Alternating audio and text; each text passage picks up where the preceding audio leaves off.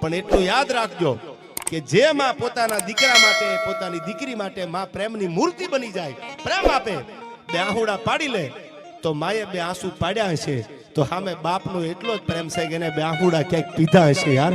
કદાચ એના પાપણીથી પડ્યા નહીં હોય તો વિક્રમભાઈ એ આહુડા બાપે પીધા હશે. બાપનો પ્રેમ એવો જ હોય છે.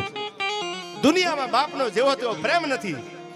એ તો જેને બાપ વગરની જિંદગી કાઢી હોય, બાપ વગરની જિંદગી જીવતા હોય એને ખબર હોય બાપની છત્રછાયા શું કહેવાય.